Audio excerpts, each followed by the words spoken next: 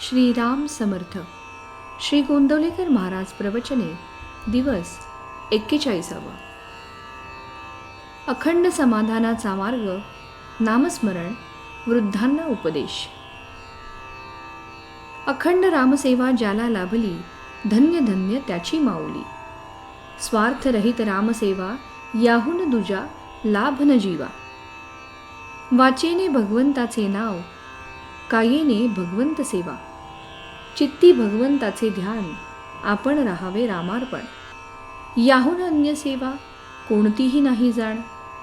जे जे दिसते ते ते नासते, हा बोध घेऊन चित्ती सज्जन लोक जगी वर्तती.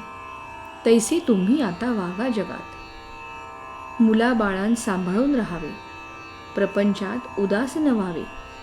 प्रपंचाची उपाधी आता मनात न आणावी. उपाधी वेगळे झाला, ऐसे ऐकू द्यावे मला. उपाधीत राहिला, परिचित्ताला न वास दिला. ऐसे ठेवा मनी, राम आणावा ध्यानी. आता या परते हित, नाही दुसरे जगात. हा माझा बोल, न मानावा फोल. आता रामा तुझा झालो, कर्तेपणातून मुक्त झालो. ऐसे आणावे मनात, शक्य तितके राहावे नामात. याहून दुसरे न आणावे मनात. लौकिकातील मानापमान, यांचे सोडावे उदक. ध्यानी आणावा रघुनंदन एक. बायको मुला बाळात राहावे, चित्त रामाकडे ठेवावे. होईल तेवढे नाम घ्यावे, अंतरी परमात्मा त्यास. ठेवून साक्ष भावे भजावे रघुनाथास. न सोडावा मनाचा धीर, मागे आहे रघुवीर. वृद्धपण आले, शरीर क्षीण झाले, तरी आपण अभिमान घेऊनच राहिले. त्यास सोडावे दूर, प्रपंचात वृद्धीपणी न पहावे. मुलांस मार्ग दाखवून सुखी राहावे. औषध पथ्य पाणी सांभाळावे, पण दुःखी कष्टी कधी न व्हावे. शरीर संपत्ती क्षीण झाली, तरी वृत्ती क्षीण नाही बनली. जोवर देहाची संगती, तोवर मी माझे ही वृत्ती.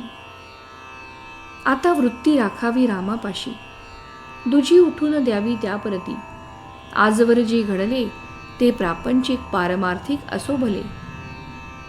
ते राम कृपेने झाले, हे ठेवावे चित्ती. आता न सोडावा रघुपती. वयोमानाने शरीर होते क्षीण, वागणे आहे फार जपून. देह आळशी न ठेवावा हे जरी खरे, तरी त्याची परिस्थिती ओळखून राहणे हे बरे. आता आपण झालो शरीराचे अधीन, हे वयोमानाने दृश्य भासत.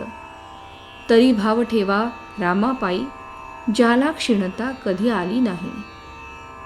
चित्ती राखावे समाधान, आनंदाने संसार करावा जाण. समाधानाचे करावे जतन, ते नसावे कशावर अवलंबून. लाभहानीत न गुंतवता मन, राखता येईल समाधान.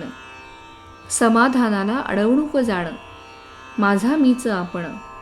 देहाचे भोग ठेवावे देहाचे माथी, समाधानात राखावी वृत्ती. सर्व करता राम हा भरवसा ठेवावा ठाम, मग काळजीचे उरले नाही काम. हे सर्व जुळते म्हणता राम राम, तरी सर्वांनी घ्यावे रामनाम. व्हावे परमात्म्याचे आपण, कृपा करील रघुवीर. तात्पर्य. मागणे तुम्हा एकच पाही, नामा वाचून दूर कधी न राही. श्रीराम समर्थ.